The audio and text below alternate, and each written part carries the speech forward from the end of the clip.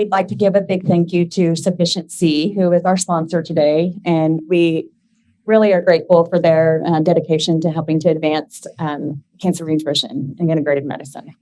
So what I'm going to start with is a video that we've put together just so you can get an introduction to our team and sort of what we do. It's a short introductory video, and I'll switch through. This is a little disclaimer that any information that we share today is not meant to be medical advice in any way. And so we just wanted to show you who is Remission Nutrition. We work worldwide, so we're all over, and we work mainly remotely. And so this will give you a good, if Paul wants to start the video. Hi, I'm Jen Nolan, owner of Remission Nutrition, where we provide oncology nutrition consulting to clients virtually worldwide.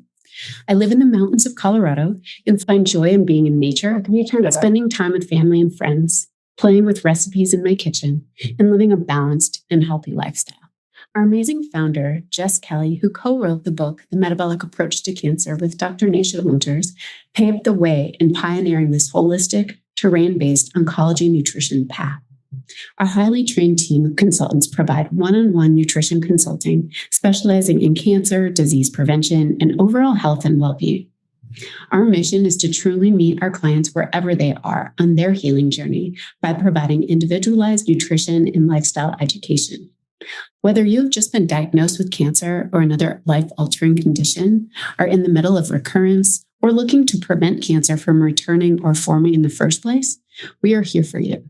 We love collaboration and helping to connect our clients with a holistic team of practitioners, and we all work together with our clients always in the center of the circle. We use functional nutrition practices and use various testing measures such as blood work, genetics, microbiome tests to assess our clients' terrain and their health status in order to make specific recommendations. We also always use a food-first approach, and we realize the power in food as medicine. We also offer group education and support opportunities through a membership called The Nest. We have Reiki and guided imagery. We do exercise programs specific to cancer and prevention. It's really like a virtual wellness center. Our job is to educate, empower, and authentically lean in and show up for our clients. Our clients become our family, and love is at the core of what we do. My name is Sarah Stratton, and I live in Sacramento, California with my husband and 2 daughters. I am an oncology nutrition consultant, a nutritional therapy practitioner, and a cancer exercise specialist. I became an oncology nutrition consultant after my own journey with breast cancer. About 5 years ago, I was diagnosed with stage 3C breast cancer. And my goal is to kind of help my clients through whatever they choose for their treatments, for their cancer or other kind of metabolic health conditions. I want to help them resonate with the why, the purpose of what we're doing, but also the how. I believe when we understand the why and the how to integrate that into our daily life, it kind of makes these new kind of nutritional therapies stick as habits. And one of my passions is exercise. So helping my clients understand how crucial exercise is to their treatment journey, and how to integrate different modalities into their everyday life. Hi, my name is Carrie Prasinski. I am originally from Calgary, Alberta, Canada, but now live in Houston, Texas with my husband, daughter, son, and 2 dogs. I have a strong fascination with learning more about the quality of soil, the quality of our food, and ultimately the health of our gut microbiome. What made me decide on oncology nutrition was seeing my grandma, who my daughter was named after, succumb to lymphoma, and my best friend's husband to melanoma. I was honestly mortified at the food recommendations that they were given. I also have the honor of raising 2 incredible humans that I adore more than anything in this world. When I am not consulting, I am with them at their hockey games, making amazing meals for the entire family, learning all that I can about growing, canning, and fermenting. And of course, taking care. Life is great. And I'm looking forward to meeting you. Hi there. My name is Steph. I'm from Melbourne, Australia, and I am one of the oncology nutrition consultants at Remission Nutrition. My specialties include gut health, hormone health, coaching and guiding clients on implementing a therapeutic ketogenic diet. I love to inspire and educate all my clients on therapeutic foods, the importance of utilizing herbs and spices, and providing recipes with diverse, accessible ingredients. There are so many complementary therapies we can include to effectively help our clients with their treatment and quality of life. I believe it is important to provide options, research, and encouragement with all clients to help them make the best decision for themselves. My name is Anna Clarissa Lunderberg, and I am one of the oncology nutrition consultants at Remission Nutrition. I currently live in the state of Colorado, the US, and I started out Remission Nutrition in 2022 as a client relations manager. I would probably say about 2, maybe 3 months after I started working there and I was following along with clients on their cancer journey, I started to see how much they were changing in a positive way as they were following along with the nutritional protocol. And after seeing the clients, come so far and reach their goals or be so successful incorporating the nutrition, and honestly hearing from them directly how grateful they were for the consultants and how much they made an impact on their life, I decided I wanted to join this team. I wanted to be one of the people to help support them nutritionally through their journey. Hello, I'm Karen Schrum, and I have been with Remission Nutrition since 2020. I often get asked, why am I focusing my career on oncology nutrition? And the answer is easy, and that's family. Whether it was helping my father deal with diabetes or heart health, or being there for my sister during her 9-year journey with breast cancer, I have really learned about nutrition, the impact it can make in a positive way to health, and it has opened my eyes on how we can do things a little bit different with our experience with cancer. Welcome to my kitchen. This is where the magic happens in my family. As a mother of 2 teenage girls, I am always striving to provide them solid, nutrient-dense meals, but also educating them on how to make good nutrition choices. With clients, I love helping them figure out how to optimize nutrition in their meals. So cheers to you, and eat to live. Hi, my name is Ruby Wong. I'm the Marketing and Client Relations Manager at Remission Nutrition, and I'm here to answer any of your questions, concerns, or inquiries.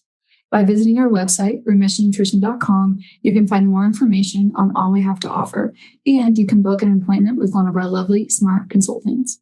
All of this information can be found under the Services tab. We would love to hear from you. To contact us, please call at 720-295-1759 or email info@remissionnutrition.com. And don't forget to check out our Instagram and Facebook at Remission Nutrition. We're here for you.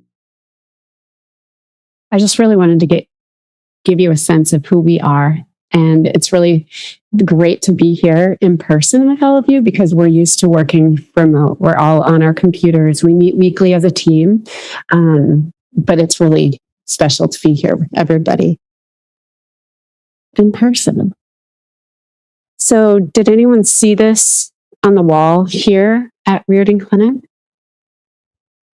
What is metabolic oncology nutrition? It really, I feel like, is using food as medicine.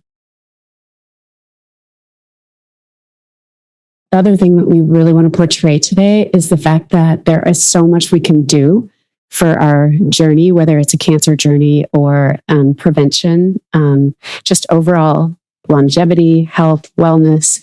There's so much we can do. So oftentimes we focus a lot on what we can't do or what not to eat. And so I really hope that you all come away with some things that you can do. So we believe in a metabolic approach to health. And I'm wondering who has read the book, The Metabolic Approach to Cancer. It's in the entry of the clinic here being sold. It's a wonderful book. And we really use this book as sort of our way, the metabolic approach to health rather than just cancer. So our goal is to improve the health of what we would call the terrain. Do you all hear about the terrain here at Riordan Clinic? It's the different systems of the body. So it's a different, it might be our blood sugar regulation, our genetics, inflammation. There's different buckets, we might call them, the different systems. And we're always trying to work to make our body or our garden the healthiest we can. Balancing blood sugar is also at the core of what we do. So I'll get into that quite a bit. Can you still hear me okay? So we like to talk about what a metabolic lifestyle and nutrition plan looks like. And is this just for cancer? And I think it's important to know that we need to look at prevention, prevention from maybe a recurrence, prevention of getting cancer in the first place. And there's just a lot we can do. It's pretty exciting. So I love balance. I talk about balance. It's like my favorite word. So we want to balance our blood sugar, and I'll talk about what that means. Our energy levels, our hormones, our mood, stress, our meals, and our body weight. And we do that oftentimes by starting with a Mediterranean diet.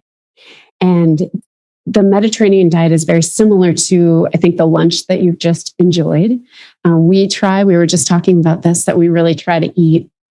When we go out to eat, we're looking oftentimes for Mediterranean food. And it's crazy how many restaurants there are here locally that serve Mediterranean food. And really, it's all about eating real food rather than a lot of processed foods, right? So going to a place where you can get fresh vegetables, fresh food, it does become harder and harder. But like I said, it was crazy to see how many places here have options. So it's very whole foods based. And we really want to make sure the quality is good as much as possible. And we'll talk more about what that means. Plant forward. Who's heard about a plant-based diet? If anyone heard about, a lot of times we think about that as being vegetarian or vegan, meaning no animal products, but we really like a plant forward, plant-based, meaning most of what we're eating are coming from plants. So there's really amazing research around this Mediterranean diet and how effective it can be with decreasing cancer incidence, which is really, really exciting. And I would say that probably falls into a lot of different diseases, right? So it really consists of, again, I just said it, whole foods, real food, not a lot of processed things. When I think of Mediterranean diet, I think of a lot of olive oil, herbs, nuts and seeds, fatty fish, things like that, and vegetables galore, the rainbow we were talking about earlier. So again, we're focusing on what we can do as opposed to always what we can't do.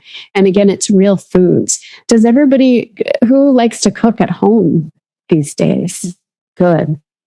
That's where we do the best, is when we're cooking at home. And again, eating the rainbow, eating organic as much as possible. There's a great website called Environmental Working Group, or EWG.org. And you can they put out what's called the Dirty Dozen or the Clean 15. And so you can make food choices based on those lists. So what is most important to buy? Organic. High quality, as it's not just the vegetables and the pesticides that might be used, but it's also getting these grass-fed animals, if possible, and wild-caught fish. Grass-fed, we talk about pasture-raised and pasture-finished, meaning they're out at pasture and they're eating what's more natural to them. You'll hear people say, you are what you eat. And we like to say, you are what your food is as well. So whatever they're eating, they might be passing on to us. Filtered water, like the beautiful water that's here, the clinic, that's really important as well. There can be a lot of different toxins in our water, so you want to make sure of that. Spices are great. Like, you can really make a plate more nutritious by adding spices to it. And the list sort of goes on. You'll see some things here about carbohydrates and sugar. And we do want to be careful, especially when we're talking about oncology nutrition or nutrition for cancer. We do try to cut back the sugar as much as possible and the carbohydrates. And Karen will talk more about that as well. And you can tell I'm a big fan of photos. So I love to see these foods and for us to all see what a plate can look like. So we talk about the market, and when you can, is there a farmer's market here? I think there is in Old Town, farmer's market. So it's one of my favorite things to do is go to a farmer's market and just get a rainbow of things and then create from there. We don't all have that available to us, but when we do, utilize it if you can. And so it's kind of from market to the plate. And so it's really important to see what can I be making at home. It's a lot of people feel this is hard, this is hard, this is hard. And it can be an adjustment if you're not making your own food in very balanced ways. But I just like to show images of that. And we have tons of recipes available for folks as well. So here is the list of things to avoid or at least minimize.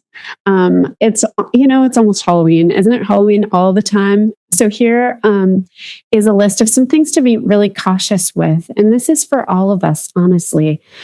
Sugar. Sorry, but sugar. Soda and energy drinks can be chock full, as we know, of sugar and things that might not be so hot if we're trying to live a healthier lifestyle and prevent cancer or work through a cancering journey.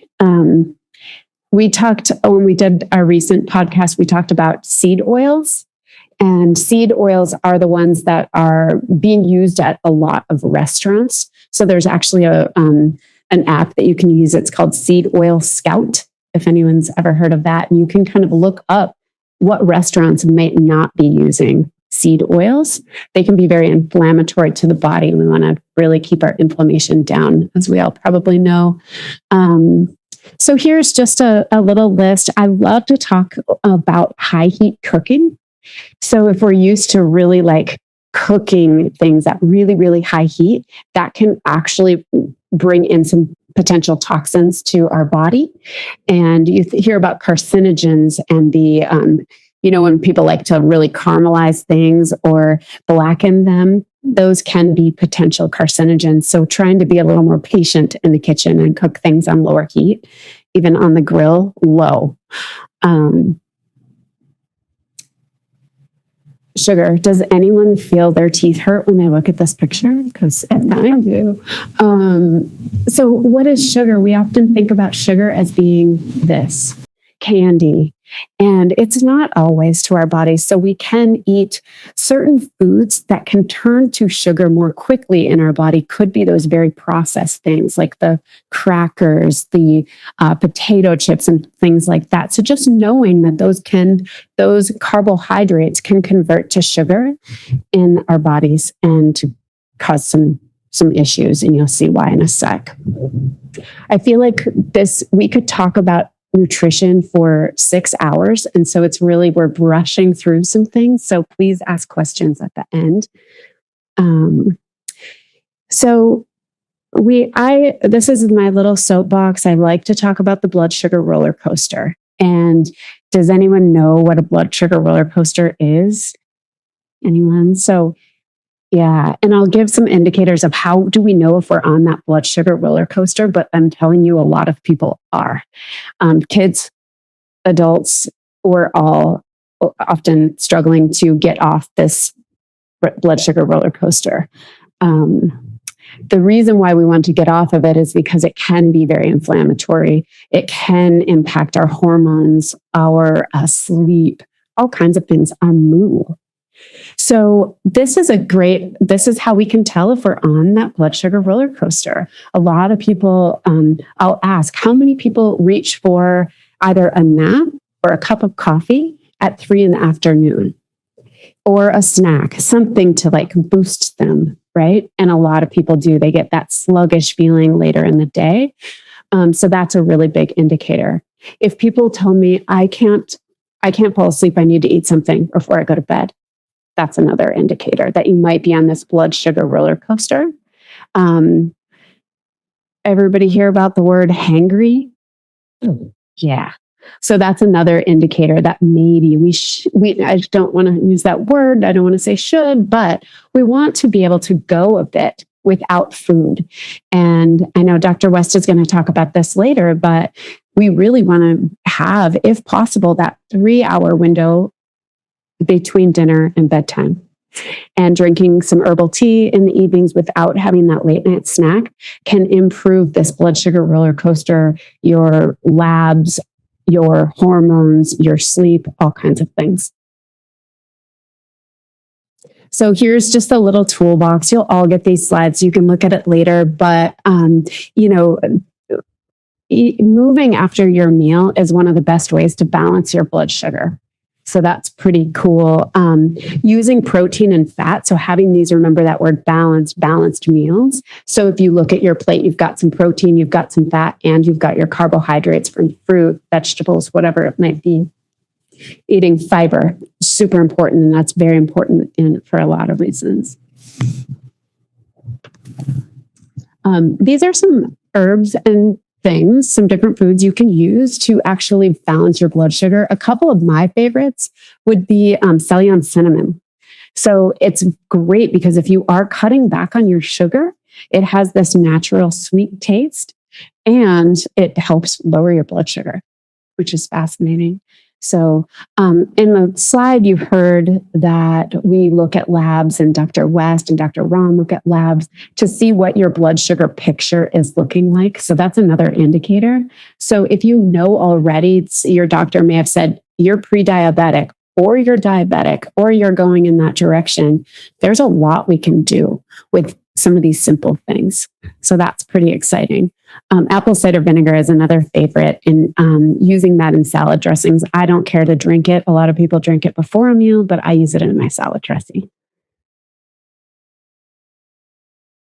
Another big sort of, rule of thumb is to not eat your carbohydrates alone. So if you have a tendency to walk by and grab, maybe it's potato chips, maybe it's a bowl of strawberries, you don't want to necessarily eat those, chomp on those by themselves.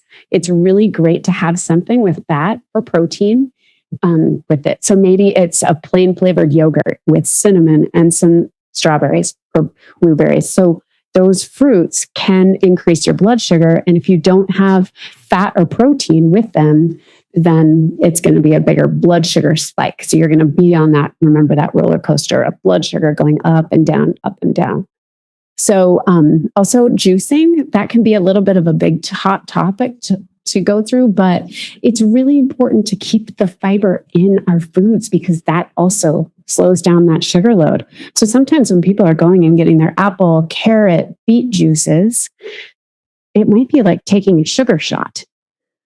So having some fat with it, if you are really, wanting that juice, that's important. So, there's a lot of information out there, as probably you all know, about nutrition, and it can be really overwhelming. What we are always trying to do is keep people out of that place of fear and really empower you with information, recipes, and if we can land in this sort of balanced place with our nutrition, where we're not getting stuck into these really sort of almost dogmatic diets, that's really important. So balance. And then what we do, so we kind of start with this Mediterranean sort of balanced diet. Then if someone's in a cancering journey, they're undergoing treatment, then we will start to use these more nuanced nutrition plans where we tweak this Mediterranean diet. So that becomes kind of our foundation. And Karen's going to talk more about some of these different sort of nuanced nutrition therapies, we would call them. I'm Karen again for everybody. And just to show of hands in the back row, can you hear me okay? Excellent. Thank you.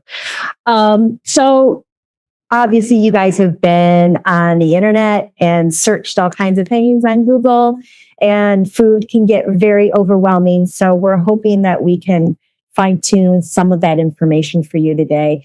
Of course, before you go down any kind of nutritious therapeutic plan, we need to cover the basis. You know, where on this list, on this slide, can you do better? Okay. We are always asking, how's your water intake? And the response is always great, but it's always defining great, right? Is great for you 20 ounces? Is great for you 80 ounces? The rule of thumb that we follow with water is drink half your weight in ounces of water. So that's a real good thing to write down in your cute program packs there is, you know, am I drinking half my weight in ounces of water? So if I'm weighing 120 pounds, am I at a minimum getting 60 ounces in? And then am I thinking about the caffeine intake? Am I thinking about my exercise load? Am I replenishing accordingly based off of just my day, right? I'm not going to go through all those, but those are just really good places for you guys to think about. Am I getting 8 hours of sleep? Am I moving an hour every day? Do I have joy in my life? Am I getting off of my screens and doing other things that make me giggle, make me feel a little lighter in my day? Okay. So everything we do, the metabolic approach to cancer is our foundation. We start there. We look at your terrain. We find the imbalances. But then from then on, everything is customized to the individual client. So what does that mean? We look at your labs. We look at your lifestyle. We look at your eating habits. We look at your genetics and we go, what does this individual need versus somebody that is dealing with a different diagnosis? You know, we always look at your cancer diagnosis, your treatment plans, but then we look at the bigger picture because you are very much different from this person over here. Okay, so the metabolic lifestyle, kind of going back to how you can find balance in your life. It's not just always what you eat, but also how are you doing in these areas? Do you have a support system? Do you have a faith-based support? Is that important to you? Are you in touch with nature? Have you hugged a tree? Has anybody in here ever hugged a tree? It's very rewarding. You know, it's crazy to think about, but when was the last time your skin touched earth? Mm-hmm. Right? Mm-hmm. I don't. You know, I'm walking on a sidewalk. I'm swimming in a pool. I'm not even in the ocean. You know, it's just kind of, you just need to stop and think about when was the last time my feet were in the grass or my feet were in the sand, you know. Beautiful. Okay, so here we start going, how is nutrition therapeutic? And as Jen touched on, we have all these great foods. And the way I like to look at it is, if I look at my plate, is there value in what I'm eating or is it empty calories? So everything on my plate should have some benefit to me. And these are some of the foods that definitely have benefit that we talk about a whole heck of a lot. First thing on there, broccoli sprouts, you know, cruciferous vegetables. They have 2 anti-cancer phytonutrients in them. Broccoli sprouts are just these little potent, bang for your buck kind of things. Beautiful in salads, beautiful on soups, beautiful in a smoothie, you know, grind them up. Not a whole lot of flavor. So if you're going, Karen, I do not like broccoli. Okay, try this, right? There's always an answer. There's always a way to get some nutrient food in you. Garlic and ginger down there. I feel like those suckers are on a lot of things.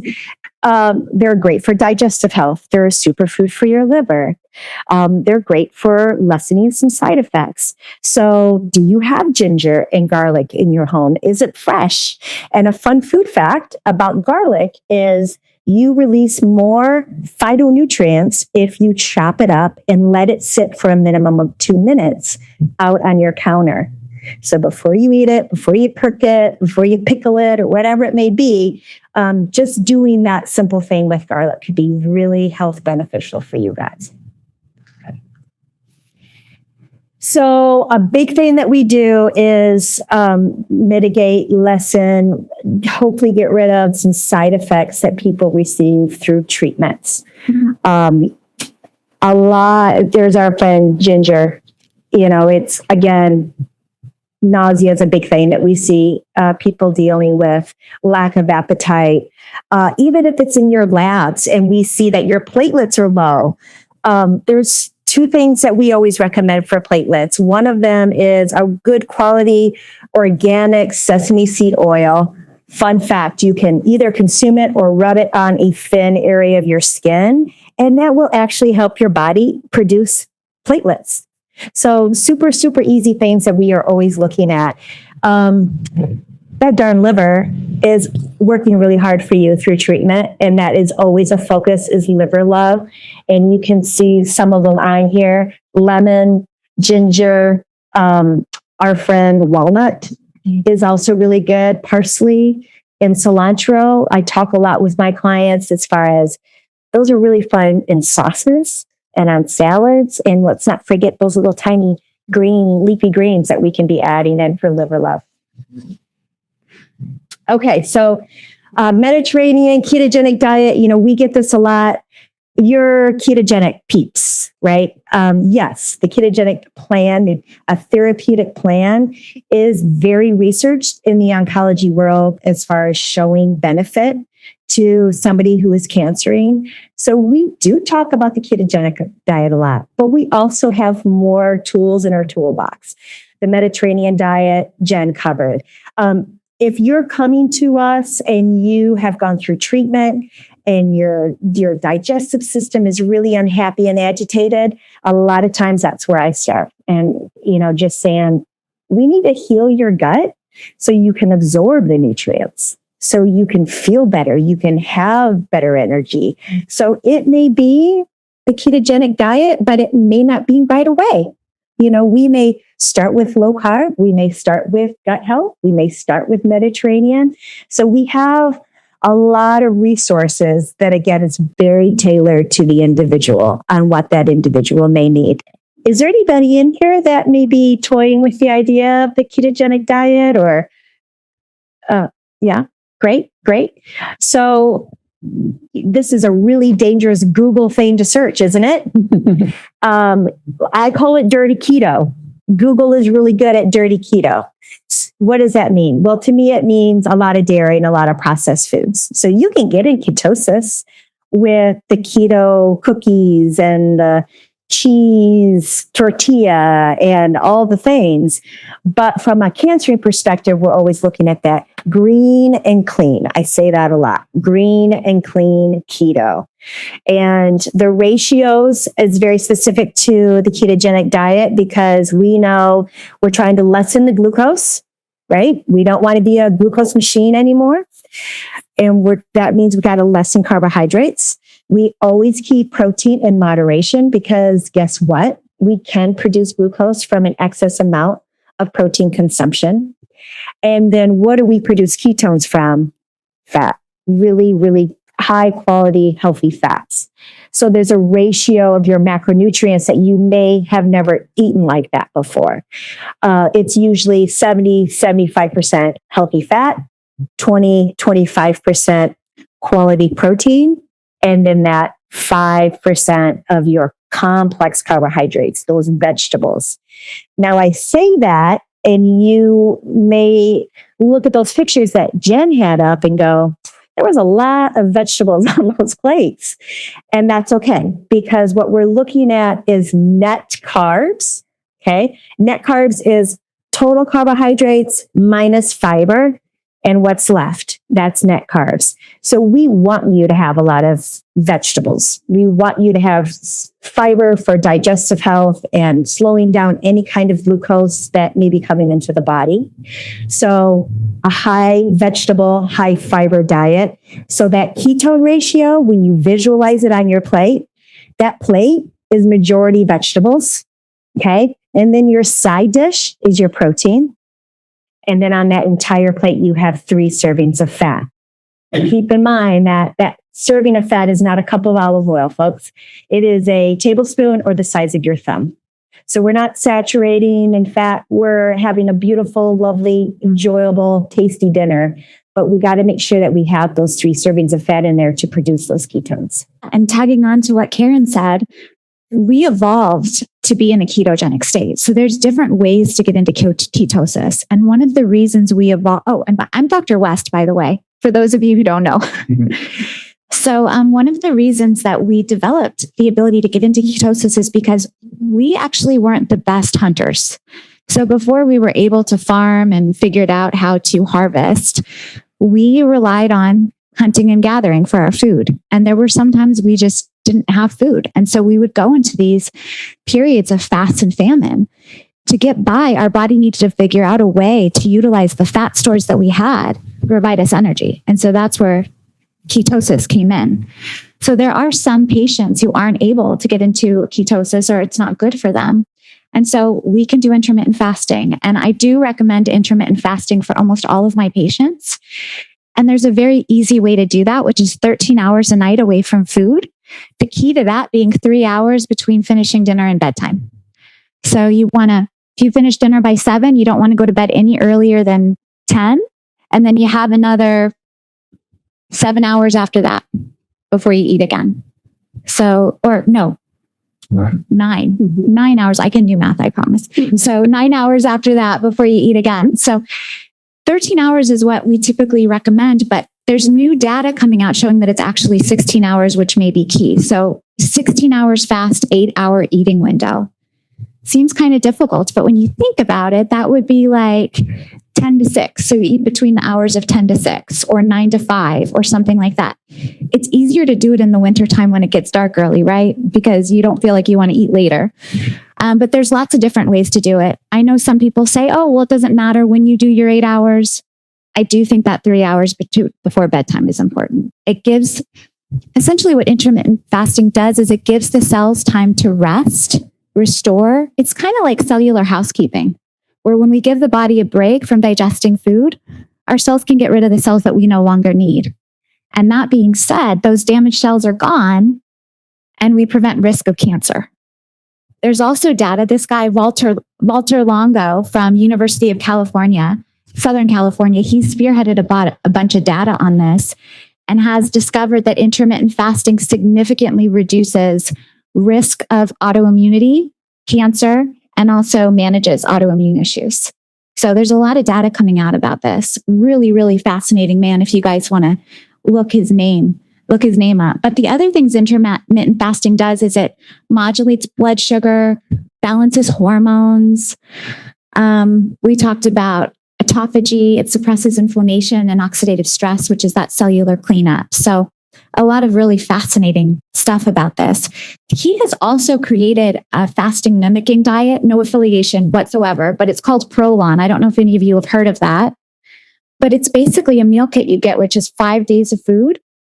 And it's very limited as far as calories go. So they call it a fasting mimicking diet because you're restricting calories so much that your body is getting into a fasting state. It's kind of nice because it keeps you out of the kitchen. The only problem is that if you have kids or other family members, you're in the kitchen anyway. So, yeah.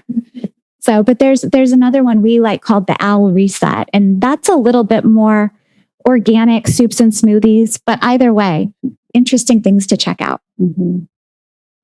The owl, like the bird, the owl, OWL Reset. And they have a 4-day, 6-day, and 8-day fast.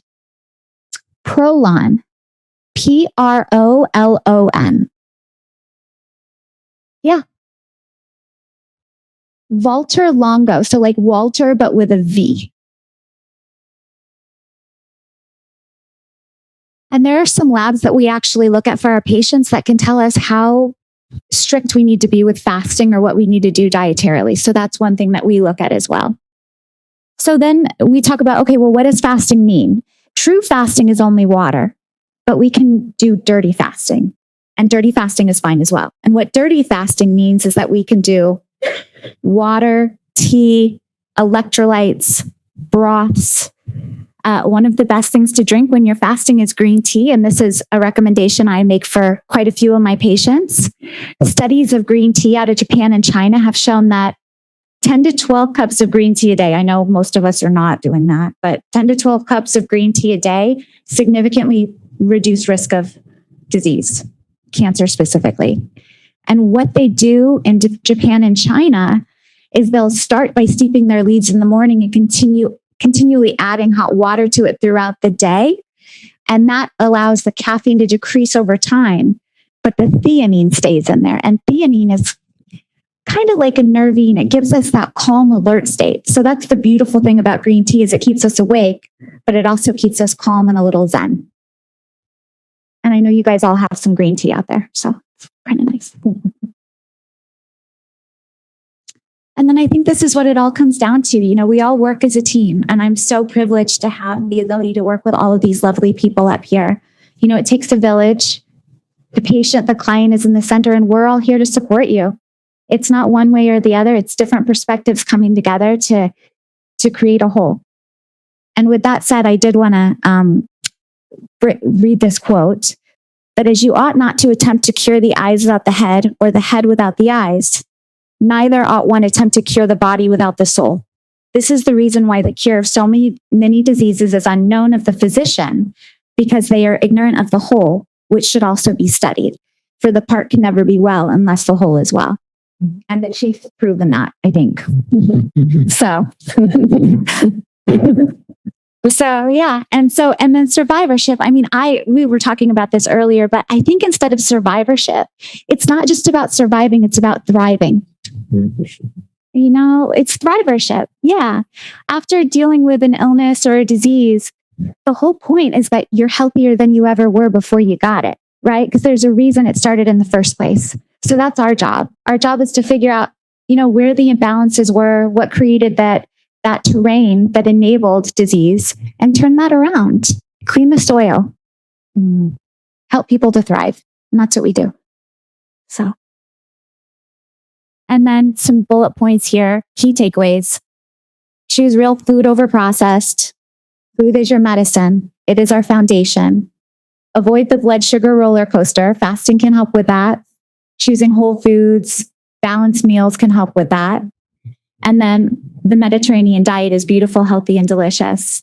And focus on what you can eat instead of what you can't eat. We don't really like the term diet because it insinuates restriction. There's so much we can eat. Oh, sorry. I was sleeping. No, I'm kidding. Get your foundational principles in place and then individualize the plan. So get the foundation, drinking enough water, getting enough sleep, finding your joy. Lifestyle really does matter. So exercise, movement, whatever that is for you. We're not all going to be in the gym lifting heavy weights, but something moving. We use it so much with side effect mitigation when people are fatigued. Like, you got to move. It's the last thing you want to do, but move and you'll feel better. A team approach is critical. And this is a journey. It's not a flip of the switch. It takes time and patience, and we're all in it together. So, and this is just to know that we want you to feel empowered and equipped, and just to know that there is something that you can do. And food matters. Food is medicine. Lifestyle matters. We do have a metabolic. It's called the Metabolic Rehab Recipe Guide, and there is a coupon code here for 100% off. So I think we sell it for $10 on our website. So if you're welcome to go and download that, and I think you have a QR code in the pamphlet. So feel free, enjoy. It's 10 recipes to go with the 10 terrains. We wanted to make sure that you feel comfortable not only asking questions, but making comments. We're interested in having this be interactive, and we're willing to go a little longer over what we normally do for question and answer, because this is really your time to kind of check out the depth of what this team means for you if you are indeed a cancer survivor, or you're working with cancer now, or you just plain don't want to ever get cancer. So all of us in this room could probably fit into one of those categories. But please feel free to let us know what you're thinking or your questions. Is there any truth to eating food in specific order to help avoid the blood sugar roller coaster? Definitely. I think that eating fibrous vegetables prior at the beginning, the start of your meal can be really helpful. And then making sure, and that's where that apple cider vinegar can come into play. So you can put that on your veggies. You can munch on that, and then you can go into your main meal. And if you're having a carbohydrate, say it's a whole grain sort of thing toward the end, or even some fruit, you would want to have that, at the end of your meal. So the starch at the end or the carbohydrate. So if it's maybe a part of a sweet potato or something like that, yes.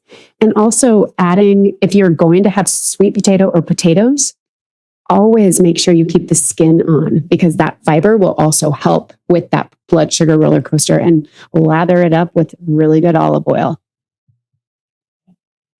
Okay, here's a question. Can you speak about the best type of salt to use and what types should be avoided? I lean towards the Himalayan salt and the salt crystals from a nutrient perspective. The last thing that we recommend is the iodized salt. So you want something in its natural form. You want it to be a source of minerals for you. A lot of times, even if you have a reverse osmosis water filtration system, we tell people to add in salt into the back in their water, because that system takes everything out of the water. So those are my favorite salts. There's no lack of salts out in the world. Anything processed or soaked in something, I tend to say, maybe pause that for right now, because we're not quite sure. For instance, a friend of mine had truffle salt. Well, we weren't quite sure where that truffle came from, and it gets kind of shaky there. Anything processed like Lowry salt, that is very, very processed kind of salt. Yes, it's got a different flavor to it, so sometimes it's fun, but I would lean away from that as well.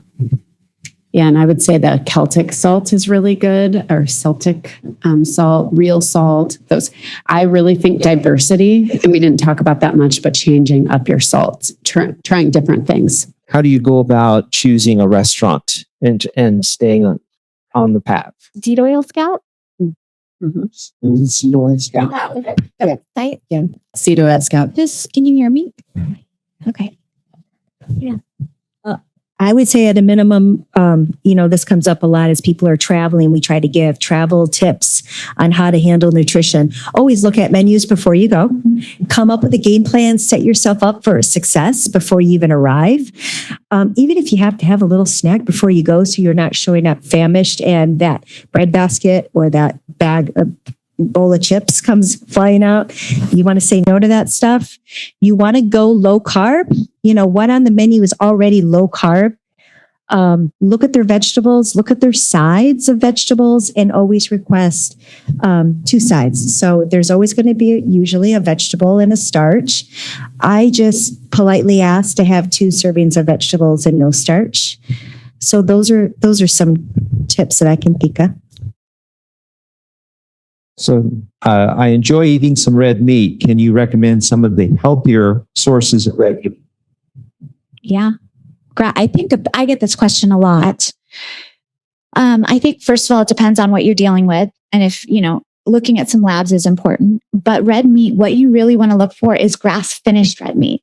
A lot of people are like, I'm doing grass-fed. But the problem with grass-fed is they can feed that cow grain right up until they're about to go to butcher, and then give them a little bit of pasture and say, oh, well, they're grass-fed, which isn't a lie, right? They were grass-fed, but we really want the grass-finished. So look for that. That's a key terminology. And there's a ton of companies online that you can order from that do a really lovely job. There's tons of them now. Yeah, and we talked about this yesterday too. There's some meats out there that actually have some organ meats in them, which is so nutritive. And if you're getting a good company, I mean, what a great nutritional way to go. Does anyone like organ meat? It's nice if it's disguised, right, with other things. Exactly. Yeah. Okay, what about healthier nuts to eat? Health nuts. I think it's really important to, again, diversity and not just eat one type of nut. Almonds tend to be, they're higher in omega-6s, which are more inflammatory. And you want to make sure you're getting organic. So any nut, organic, mix it up. I love walnuts, pecans, macadamia nuts are great. They're higher in fat. But it's really important to store your nuts well. So you buy them maybe raw, maybe sprouted, and then you put them in a jar and put them in your refrigerator because they can harbor a lot of molds and things. So that's important. But what about like peanuts versus nuts? Is that what you're talking about? Maybe. Peanuts are more of a legume, so they're more of a bean. They are also grown on the ground for the most part, so they can be quite moldy. So we're pretty careful with peanuts. They're also something that I don't know about you all, but I can overeat them a lot because they're very sweet. So they are maybe higher in carbohydrate as well. So one restaurant to avoid would probably be Texas Roadhouse. And, but yeah, peanuts tend to be, so we get the question a lot of, well, which nut butter do I have then? Because peanut butter is my favorite thing. So, almond butter, there's a lot of almond butter, but it's high in omega-6s. Macadamia nut butter is delicious and they have a lot of brands out there now. So just FYI on that. Yeah. How does alcohol come into play? So your body views alcohol as a toxin. So it will always prioritize alcohol metabolism over food metabolism. So you should know that how your body looks at it.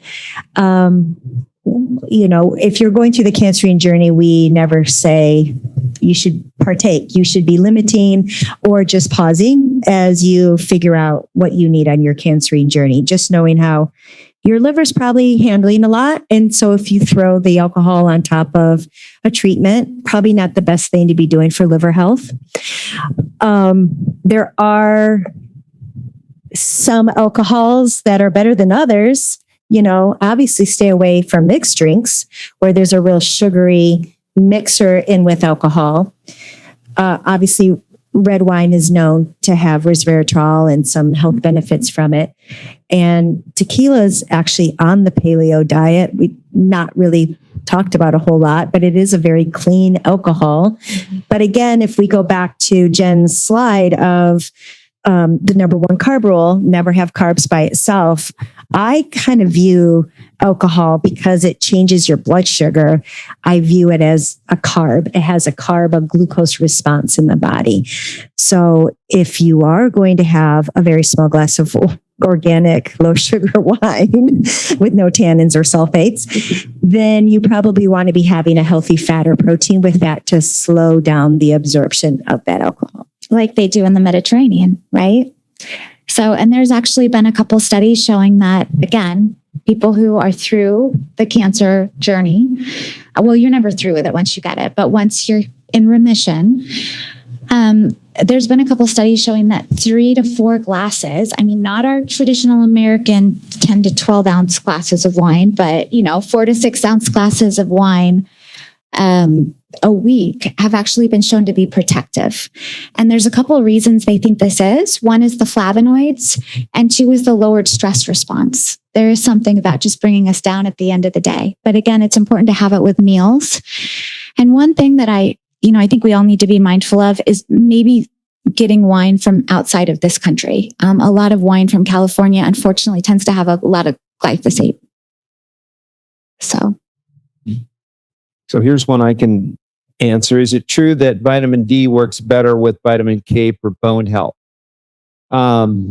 It's really, vitamin D works fine by itself, but when you take it with vitamin K, any excess calcium that the vitamin D causes you to absorb will be put into your bones and teeth and not into your arteries or someplace where you don't want calcium, breast tissue, for example. So it's always best in my mind to take vitamin D3 with K2 if possible.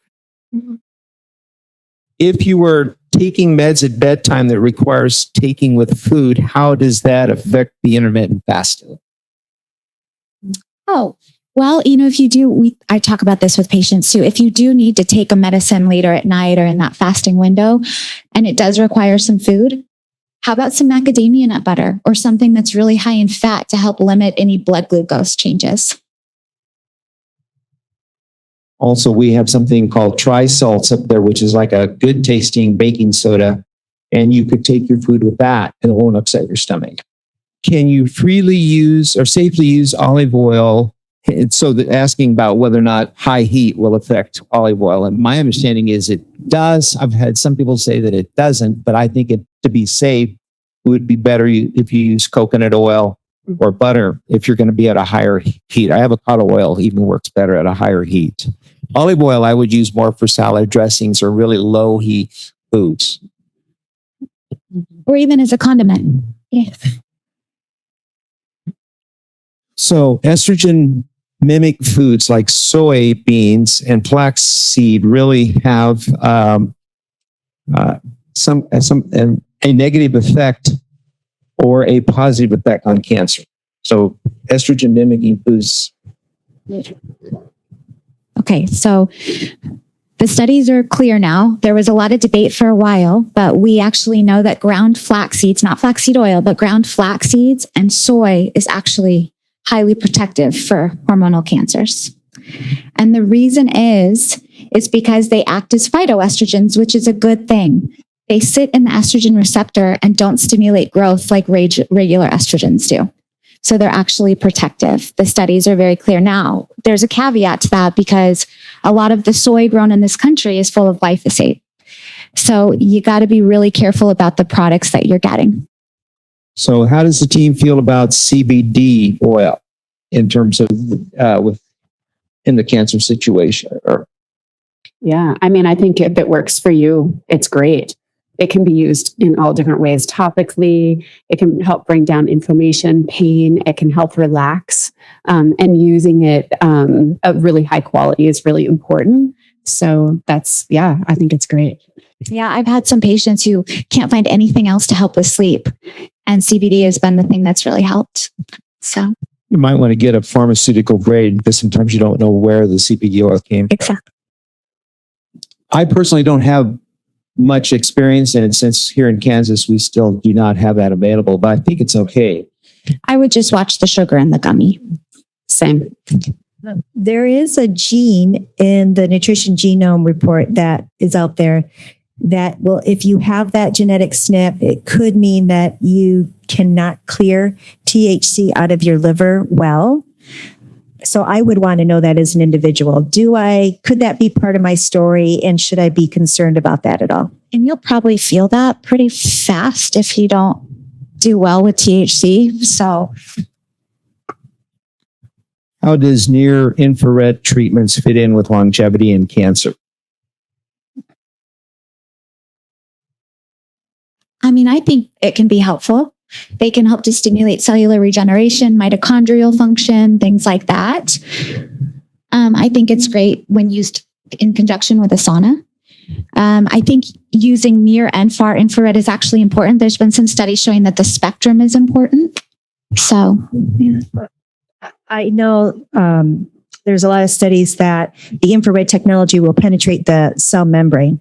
So the sweat from an infrared sauna has 20% toxins in it, where exercise sweat only has 1 to 2%. So you're just really efficient at getting toxins out in an infrared sauna. Yeah. And one thing to be careful about saunas, you guys, if you're ever out there looking to purchase a sauna for your house, some of them can be really high in EMFs or electromagnetic frequency. So it's important to do your research and look for ones that are lower. And after you sweat, shout for. So what about the different sugar substitutes? Stevia, erythritol, monk fruit. Does that have the same effect on cancer as sugar? That's a good question. Does it have the same effect on our blood sugar? No. Do we want to use those products all the time? No. Are they helpful with getting some sweet flavor in? Sure. Some people might experience some digestive issues. So I always in moderation, but I like to use more of a kind of a straight up monk fruit, organic. And there's another company called Boca Sweet, which is coming from a type of squash, actually. And that one is pretty nice. It works well in baked products for that, birthday cake that doesn't have a bunch of sugar in it. So it's BOCHA sweet is the second word. That's the one I like. There was a new study earlier this year on erythritol, and it was about the negative impact on cardiovascular disease. So while it may not spike your blood glucose from a metabolic perspective, I think it was if you have 30 grams a day of erythritol, which, by the way, keto ice cream is very high in erythritol. So that would probably be the biggest culprit for this. Then you're affecting another bodily system. So here we are, we're trying to fix terrain and balance out, and cardiovascular is a terrain all by itself. So just be aware of that. We're kind of at the whim of research as research comes out, as they do research on all these different sugar substitutions. So as Jen said, moderation, moderation, moderation. And eat real food. So speaking of real food, where does white rice, brown rice, and wild rice, what is good and what is bad? Yeah, that's, I feel like there's some research coming out right now around even white rice not spiking our blood sugar as much as some of the other rice is. We don't use a lot of rice because it's very high in carbohydrate. So regardless of whether or not it spikes your blood sugar, it's a high carbohydrate food, meaning it's glucose. So if we're worried about cancer, then we're trying to cut back on it. So there's also some genetic, rice happens to be grown in groundwater. And there are certain of us, because of our genetics, that may not clear out arsenic very well. And rice happens to be pretty high in arsenic. So that's another reason to be careful. And especially brown rice will actually have more levels of arsenic. And it's because it gets concentrated in the hull of it. So contrary to popular belief, white rice actually might be better for us. So, yeah. Has anyone heard of resistant starch? So resistant starch is something that we can take a food, say a potato, and we can cook it and we can cool it for 24 hours. And we can either eat it cold or reheat it later, and it's become, quote unquote, a resistant starch. So it might be easier on our blood sugar than if you just ate the potatoes that you just cooked. So that is an interesting thing. And I believe that rice, you can do the same thing with rice. So you could cook the white rice, let it cool for 24 hours in the refrigerator, please, and then you could reheat it the next day. And you might have less of an impact on your blood sugar. So here's a person in remission and not currently in treatment. What about prolon, and what about intermittent fasting, and where does that fit in for that person? I think it absolutely fits in. I think it helps us all. So I think if you're in remission, and regardless, if you don't have a chronic disease or are in remission, I think doing some of the intermittent fasting, I think we're meant to do it. We're physiologically designed to do it. So I think it's something we should consider. And I always urge people, again, no affiliation, but you could try one of the fasting mimicking diets. If you have a really hard time going a day without food, try an intermittent fasting diet, see how you do with it. Healthy snacks and on-the-go foods. So there's a ton of things you can do. Whenever you can get a vegetable in, first of all, you should try to do it, right? Because we're all trying to get in 7 to 9 servings of vegetables a day. So I try to always give myself that challenge. Cucumbers, bell peppers, celery are wonderful vessels for food. Sometimes I'll make a chicken salad mixture, and then I'll have that in the cooler if I'm driving in a car. And then I'll have my sliced vegetables, and that will be a quick snack. WholesomeYum.com is a wonderful website that has low carb, paleo friendly, keto friendly recipes with really clean ingredients. So there is a beautiful low carb blueberry muffin recipe.